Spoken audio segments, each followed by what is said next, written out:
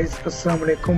उम्मीद करता हूँ कि आप ठीक होंगे। मैं बिल्कुल ठीक हूँ। आज मैं जिस मौजू पर बात करने जा रहा हूँ, मेरा मौजू कश्मीर वादी नसीर, जिसे दुनिया में जन्नत कहा जाता है। आज वहाँ के लोग एक आस, उम्मीद, सिसकियाँ, और खौफ की जिंदगी बसर कर रहे हैं। उन पे खौफ भारत की तरफ से मुसल्लत किया गया है। उनका जुर्म क्या है?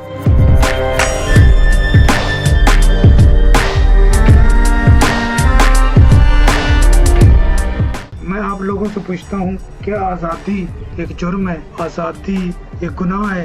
क्या आज़ाद और अपनी मर्जी से जिंदगी गुजारना उनके लिए क्यों जुर्म बना दिया गया है? पूरी दुनिया इस पर खामोश क्यों है और हम सब इस पर खामोश तमाशाई क्यों बने हुए हैं? क्या हमने कल क़यामत के रोज अल्लाह ताला के सामने जवाबदेह नहीं होना? इतना जुल्म, इतनी बर्बरियत।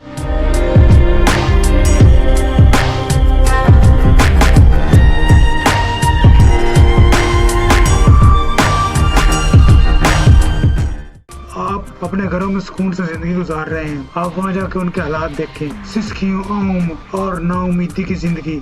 ऐसी जिंदगी से मौत बेहतर, और मौत भी इंसान अपनी खुशी और दुआओं से मांगता है। अल्लाह ताला से दुआ करते हैं कि अल्लाह ताला जल्द कश्मीर को आज़ाद करे और उन्हें भी अपनी जिंदगी अपनी मर्जी और अपने आज़ादाना ख्यालात के मुताबिक गुजारने की तौफीक अता फरमाए।